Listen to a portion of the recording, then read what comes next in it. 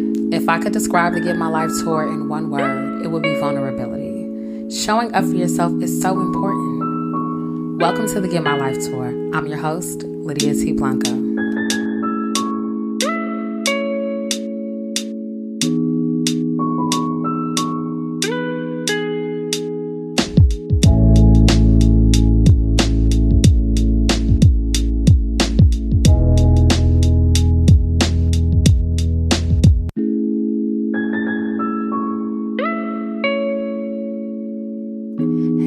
And welcome to the Get My Life tour. It is me, your host, Lydia T. Blanco. And as always, I am so excited that you decided to join me on this stop of the tour. If this is your first time tuning in, welcome. Oh my goodness. Shout out to you for showing up for yourself and for joining me here on the Get My Life tour. This podcast is all about you showing up for yourself and practicing vulnerability, taking center stage in your life, and going hard. You know, we have built community here at the Get My Life tour, so welcome. And if this is, something you always do all the time, welcome back. You see how my tone was different? I was like really welcoming and informing. And now I'm just like, hey y'all, what up? You here? I'm so excited. Nevertheless, I am always so grateful to you all for taking time out of your day, out of your morning, out of your life to come on tour with me. So here's my final welcome. Welcome. I am so deep in thought these days. There is so much on my mind, and I think it's because I have been in this phase where I've been wanting more, I've been listening more, doing more, but also practicing how to do less. And I was so excited about recording this stop on the tour because I have been practicing positive self-talk. And I think there have been a lot of posts and different pieces of information available on the internet and conversations being had about self-talk. And I was like, you know what? I don't think I've really spoken about that in depth on a solo stop. So that is exactly what I want to talk to you all about, or talk with you all, even though, you may not speak back immediately, but you may do it. Yeah. Okay. One of those. Y'all know I'm pretty silly. Okay. So I've been thinking about self-talk because I have been unlearning a lot of the things that I've said to myself for so very long. As a believer, I do agree and wholeheartedly believe that life or death, is in our words, it's in our tongues. It's like our words carry so much weight. Oh my gosh. There was someone who I heard recently, and she spoke about an experiment being done with people speaking to trees. One tree was spoken to really negatively, the other positive, and the tree blossomed that was spoken to positively, and the one that was spoken to negatively took longer to actually grow, and the negative talk actually stunted its growth. And when I just think about us as human beings, right, the most important seed on this planet, I think we've divinely been positioned that way, but there is so much that can stunt our growth when we speak death over ourselves, or we're just negative. I don't think we realize that we kill a lot of things in their infancy with how we think and the things that leave our mouths. So I want to share some ways that I have been really dealing with that. And the first one has been checking my thoughts. It seems like it's something easy to do, but literally thinking before I speak, especially checking myself about the way that I speak about myself in front of other people, has helped me tremendously. I think that I've done a great job at putting myself down, doubting myself, questioning myself, and so many other things that have given permission to others to think that they can do the same, even without good reason. And in having that experience, I've learned that, look, Lydia, you need to check yourself and be mindful of what it is that you say about yourself, because other people will use that either to their advantage, or, they'll call you out for it. And then it's a moment where you may feel a little embarrassed because you didn't realize you were speaking about yourself that way. Or others, may take your kindness for weakness. Like I said, take advantage of you or what you've said about yourself. So being mindful about what I speak about, or how I speak about myself, in front of other people has been something really key for me. It's also important to be mindful of what permission you give people. Also, what language you give people, especially as it relates to communicating with and about you. I think oftentimes we say things so loosely, or we say things that we've been thinking and they become true, right? Lies that we've crowned and believe, and they aren't necessarily the best reflection of who we truly are. And then things get muddled, especially when others have different perspectives of you. I can honestly say that I have been in situations where I've doubted myself out loud, and someone who was really sure of me began to doubt me because of the things that I've said. And I'm like, wait, oh no. And then you feel like you have to convince them, or I felt like I've had to convince them all over again. Like, maybe I shouldn't have said that because I am qualified, or I do think this, or I am, there are so many things that come with what we say. So be mindful of the language that you give to other people to speak about you, your abilities, your desires. I really feel strongly about that, because some people don't have the words to form about us or about our experience. But when we give them certain language, when we are not speaking life over ourselves, or we're so, bogged down by our current situations, whatever it may be, then it gives them the language to speak about you.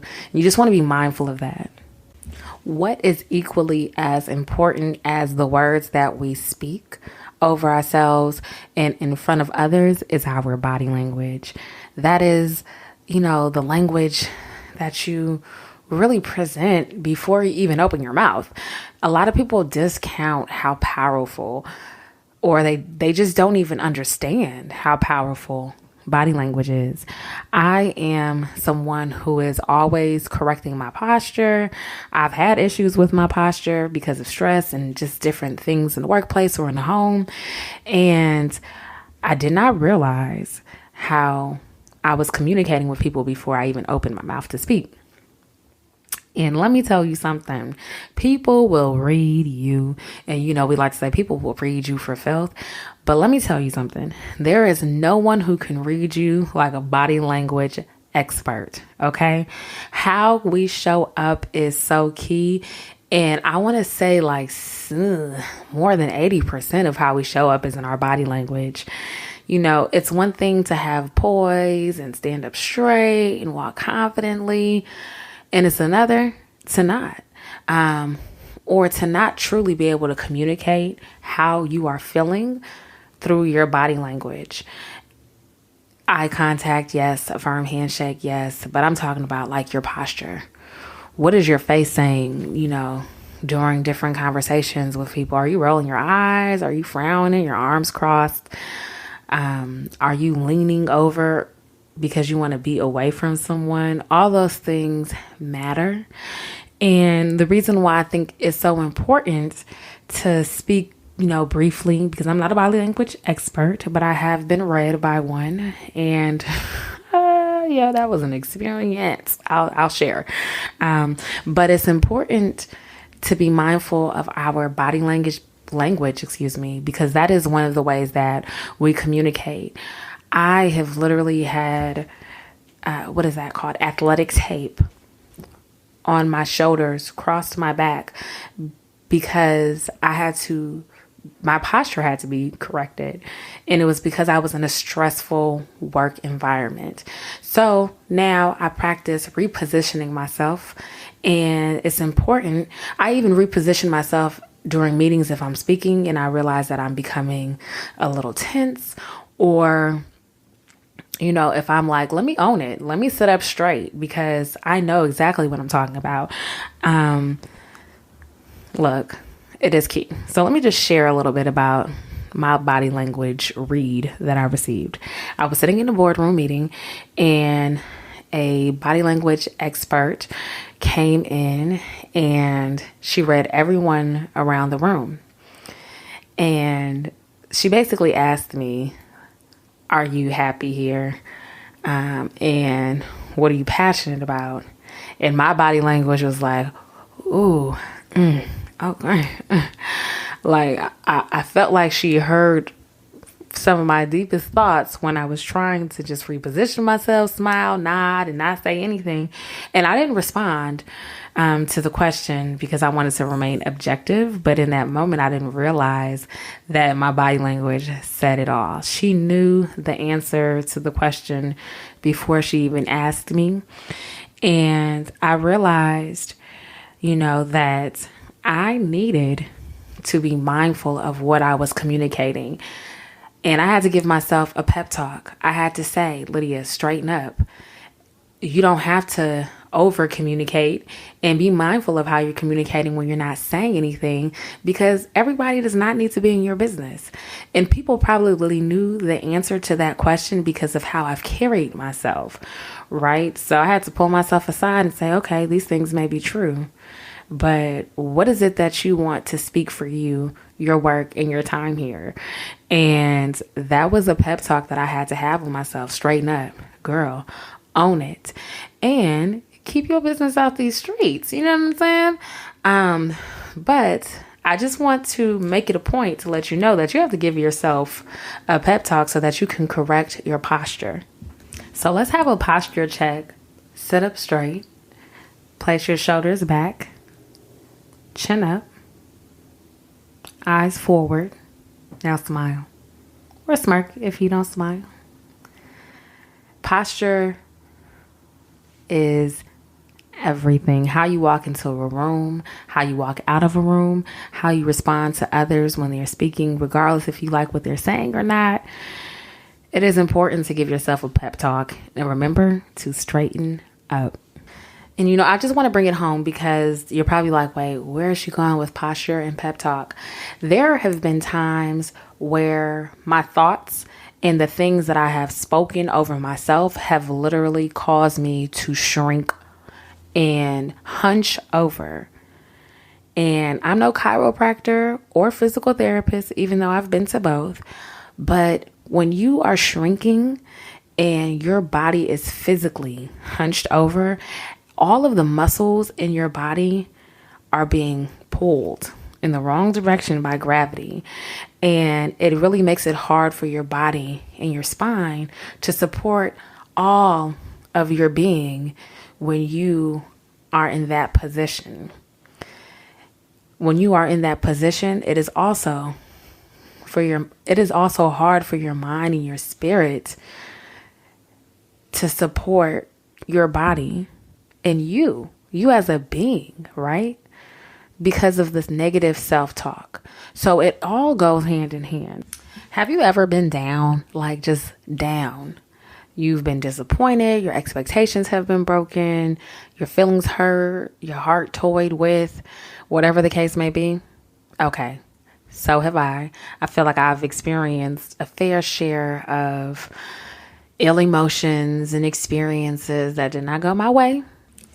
And what I had to do in those moments was renew my enthusiasm. Okay, I know it is hard to be excited when you are disappointed, but when you practice gratitude and thankfulness, there's so much strength that you can pull from that, and there's so much that you can be excited and enthusiastic about. Now, you're probably looking at your device, whatever, you're listening to this podcast on, like, what? No. Oh, no. But let me tell you something. So I'm a woman of Delta Sigma Theta Sorority Incorporated. And one of the things that I hold near and dear to my heart of the countless things or precious things that I do is the idea of renewing your enthusiasm. Renewing your enthusiasm sounds like some deep philosophical practice, but honestly, it's just like the re-engineering of your excitement. So in the stop before last, I spoke about waiting, and I really focused on the word while and then wait. And one of the conjunctions for waiting is in spite of the fact, right? So having excitement in spite of the fact, and that fact being whatever happened to you, whatever expectation that was broken, whatever decision that wasn't made in your favor, whatever that fact may be for you, one of the ways that you can overcome, you know what I'm saying, or change the narrative about your reality is by renewing your enthusiasm. Having an in spite of the fact attitude and mentality can really help move you forward.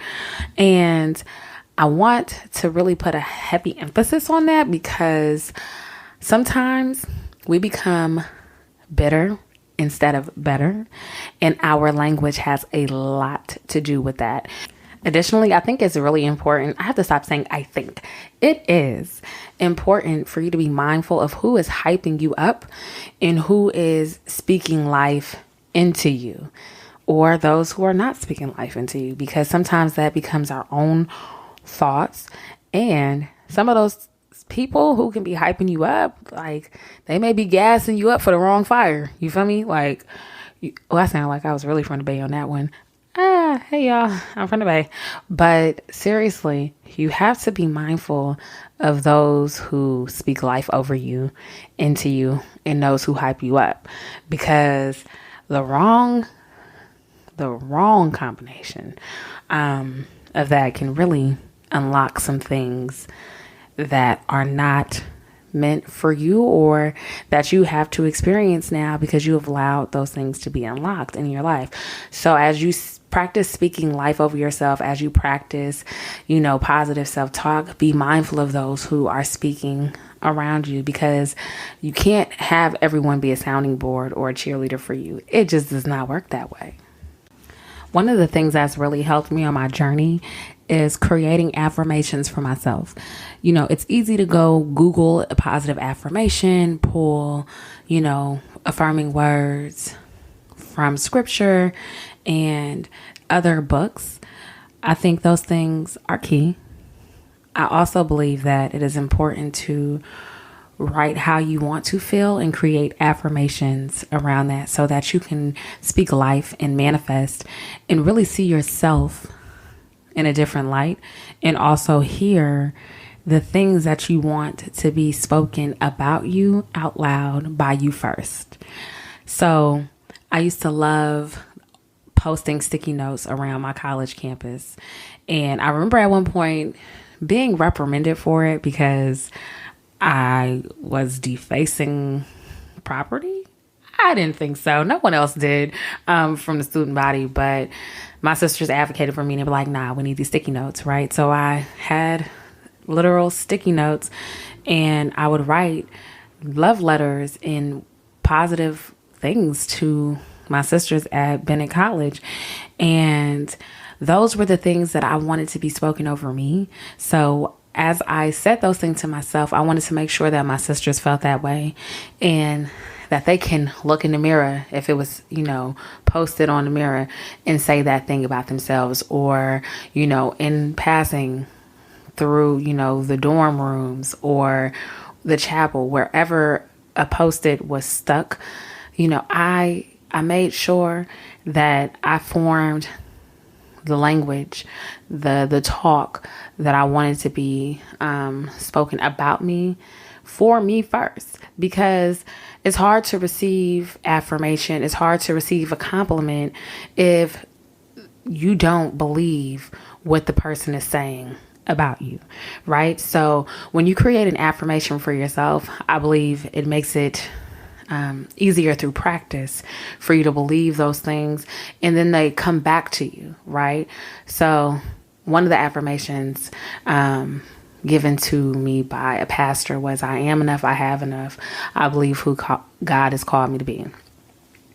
I love that. And that is something that I do speak over myself. I won't share any other affirmations, right? Just because they are my own.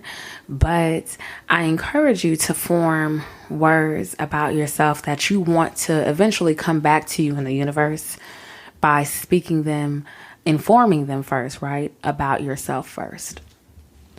The last thing I want to share with you all before I get into my mic drop moment is to be the hype. Yes, be the hype. We always hear about be your own hype woman, be your own hype man. But you know what? I want to encourage you to be the hype. Like, what do people say? Don't believe the hype? Well, be the hype they don't believe until they're like, yo, oh my goodness. And then be your own hype person. I don't think you can be your own hype person if you aren't the hype. You know what I'm saying? Like, I try not to get all too hey girl, hey, or, you know what I'm saying, hip hop with y'all all the time. But I really do believe that it is important to be the hype. And when you have that confidence and that, you know, swag and demeanor about yourself, it causes other people in other, I want to say the atmosphere to shift differently, because it's just a different energy. I'm not saying go out and be arrogant or cocky. That is not what I am saying. But as we are on tour, I think it is important for us to be hype, or be the hype, and be our own hype people, because you know what? Not everyone is going to choose you. Not everyone is going to clap, root, follow, subscribe, download, tune in to whatever it is that you have going on. That's just the reality. But it is important to be confident and have non-negotiable confidence. One of the things that people really get on Kanye for is how confident he is. But sometimes I think you have to have this reckless amount of confidence and be like, yo, I can do it. I'm about to be great. It's lit. We out here in these streets, whatever streets it might be, and really be the hype. Now, this was not a shameless plug for Kanye. I don't understand his phase that he's in right now, but I do appreciate his level of confidence and how fearless he is in being his own hype person. He is the hype. People buy into it. People believe the hype. And I think that's how we have to be along our journeys. And then with that, you'll renew your enthusiasm. With that, you'll begin to change your language about how you speak about yourself. And you'll be mindful about the things that you say in front of other people. Okay? I hope that this is helpful, because one of the things that is so important to me on this Get My Life tour is that you get what you need every time you tune in. And if it's not for you, then it is something that you can share with someone else. All right. So I've been thinking about my mic drop moment. I love having a mic drop moment. I'm like, oh yeah, sexual chocolate child. Drops mic. Okay, so I've been thinking about my mic drop moment, and it is stop pronouncing things dead. That may seem or sound really intense, and it's because I want it to be.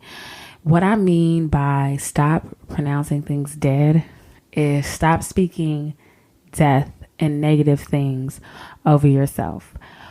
Oftentimes, we don't realize that we are killing dreams, ideas, and manifestations in their infancy because we are pronouncing them dead with negative talk, negative self-talk, especially. Before we give others the opportunity to reject, deny, criticize, or, you know, not be down with whatever we want to have going on, we kill things. We pronounce them dead with the way that we think and the things that we speak over whatever that is, and even ourselves. Look, I can't tell you how many times that I've spoke about, you know, my finances, an opportunity, you know, different environments and spaces in a way that could really harm opportunity. I really cannot tell you how many times I've done it, but I want you to know that I have. And that is why this topic matter is so important. So stop pronouncing things dead, okay?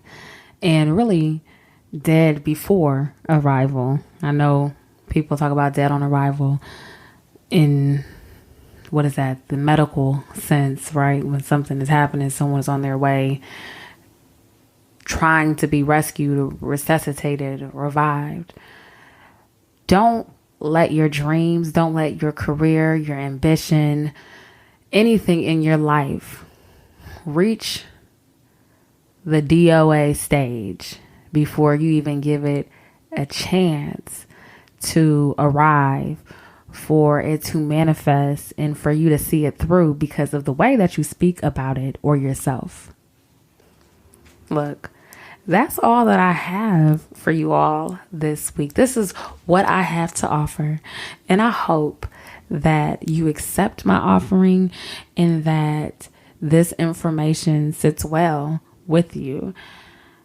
As always, I am so grateful that you decided to tune in, and I hope that you continue to give yourself the pep talk you need, and that you think before you speak about yourself, and that you say great things about you, because you are fearfully and wonderfully made.